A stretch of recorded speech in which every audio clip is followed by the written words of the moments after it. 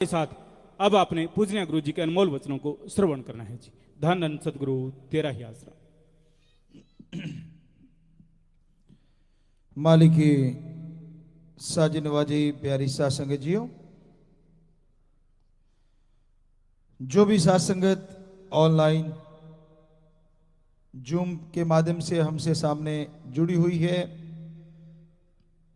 यहाँ सेवादार बैठे हैं, आप सबको बहुत बहुत आशीर्वाद और विवरा जी के एमए जी रहमो करम महीने की बहुत बहुत आशीर्वाद और बधाई आशीर्वाद। संत पीर फकीर इस दुनिया में सच का राह दिखाने आते हैं, सच की बात बताते हैं, सबका भला करना उनकी जिंदगी का मकसद होता है। कभी भी किसी को किसी भी तरह दुखी देख के अगर संत पीर फकीर के अंदर तड़प पैदा नहीं होती तो वो संत ही नहीं हो सकता।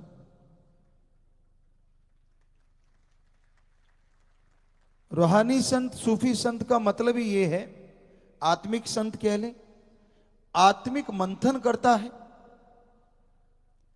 समाज में चल रही बुराइयां, कुरीतियां और बुराई को बढ़ावा देने वाली चीजों को रोकने के प्रयास करता है। संत का काम परमपिता परमात्मा की ड्यूटी निभाना होता है। वो इस धरा पे आके धन दौलत, जमीन जायदाद अपने लिए ऐसा कुछ अर्जित करने की नहीं सोचते। अगर वो कर्म योगी होते हैं तो वो जो भी पैसा अर्जित करते हैं वो समाज की भलाई में लगा देते हैं। यही उनका मकसद होता है। कर्म योगी वो होते हैं, ज्ञान योगी होते हैं।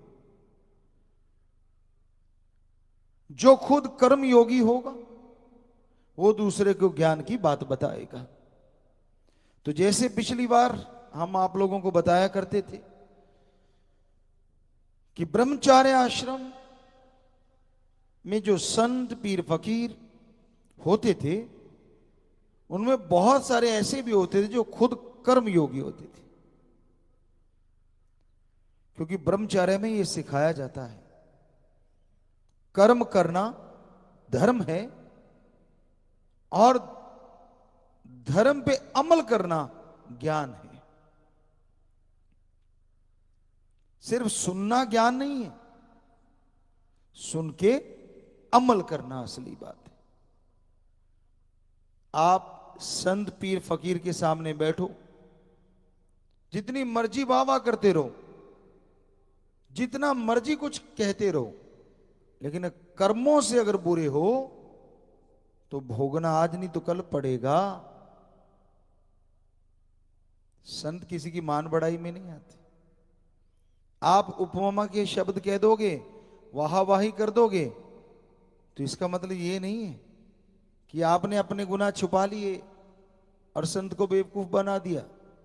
बुरा ना मानना।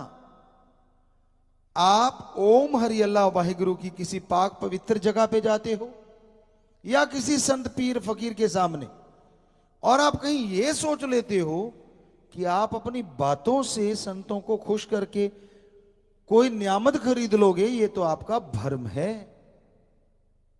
इस भ्रम में मत जियो। कर्म करो और ज्ञान योगी बनो। संत जो ज्ञान बताएं, धर्मों के पाक पवित्र ग्रंथ, गुरु सहबान पीर पैगंबर ऋषि मुनि जो ज्ञान बताया उन्होंने, जो उन पे अमल करता है वही पवित्र जगहों पे जाके खुशियां हासिल कर सकता है।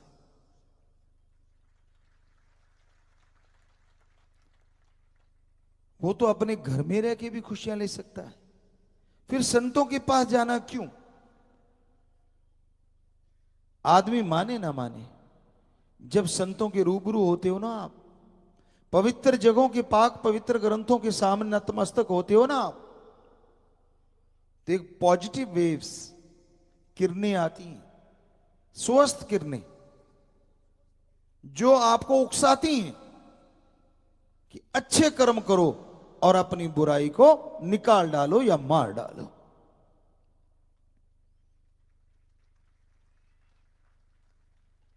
जो बुरा कर्म करता है उसके पास जाओगे तो नेगेटिव एनर्जी आती है, गलत सोच आती है, गलत भावना आती है और गलत ही विचार आते हैं।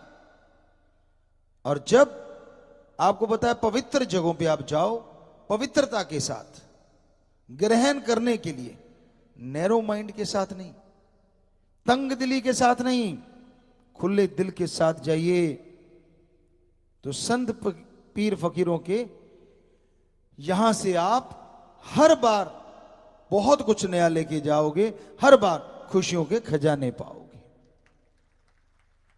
पर घमंड नहीं होना चाहिए, अहंकार नहीं होना चाहिए।